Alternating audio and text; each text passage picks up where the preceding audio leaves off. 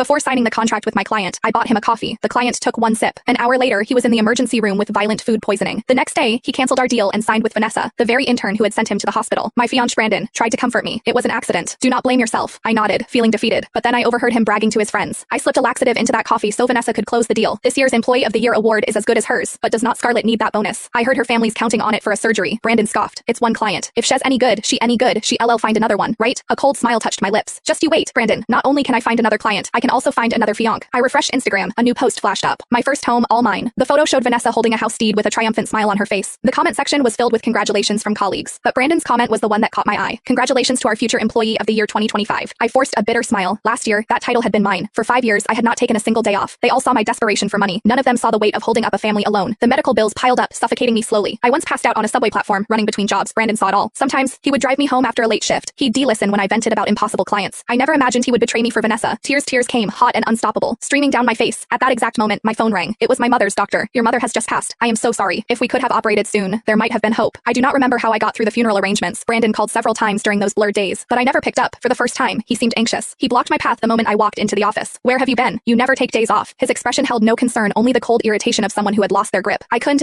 be bothered to respond. Seeing me about to walk away, he grabbed my arm. What's wrong with you? A few days apart, and you are like a completely different person. Before I could answer, Vanessa suddenly appeared. Brandon, can you help me? Brandon's attention instantly shifted to her. What is it? Take your time. Vanessa bit her lip, her voice laced with remorse and a hint of self-pity. You know, I just put down the payment on my apartment last week. I thought I had enough for renovations, but the budget just exploded. The contractors are ready to start, and I am completely broke. I have asked everyone. No one can lend me anything. I am so desperate. That's why I came to you. Could you? Yes. Brandon did not let her finish. He then dialed a number, his tone devoid of hesitation. List that wedding house downtown for me, right now. No matter the price, it has to be sold today. Yes, I do not care how much of a loss we take. I need the money urgently. The sooner the better. Vanessa dabbed at her eyes, feigning distress, her voice choked. How can you, Brandon? That house is in such a good location. It has huge potential for appreciation. It would be such a waste to sell it now. Besides, that's the house you plan to get married in. Scarlett 1T agree. After speaking, she timidly glanced at me. Seeing this, Brandon blurted out. So what if she does not agree? It's not her house anyway. He stood in front of Vanessa, his dark eyes glaring at me. Scarlett, be more generous. It's not easy for Vanessa to make a living alone in this city. We should be understanding. Besides, it's not like we cannot rent a place for our wedding. I am willing to marry you. What more could you possibly want? I stood rooted to the spot, my blood freezing in an instant. In his eyes, I was desperate to marry him. His willingness to marry me was his greatest gift, but he never stopped to think that he was the one who pleaded with me to be his girlfriend. Even more ridiculous, he was selling our wedding house for Vanessa. I remembered when my father was in the ICU, and the doctor held a critical condition notice, asking me to sign it, saying they would have to stop his medication if we did not pay. I cried hysterically, begging Brandon to lend me $100,000, offering to sign an IOU, even promising to work myself to the bone for him later. But what did he say then? He said, that house is still appreciating. It'd be too much of a loss to sell it now. Besides, it's our wedding house. Selling it before we remarried would be bad luck. Now, Vanessa just needed some renovation money, and he was selling the house without a second thought. Not even a flinch, saying, I do not care how much of a loss we take. It seemed that in his heart, my mother's life was not even worth as much as Vanessa's new apartment renovations. I looked straight ahead, expressionless. Sell it if you want. I do not care.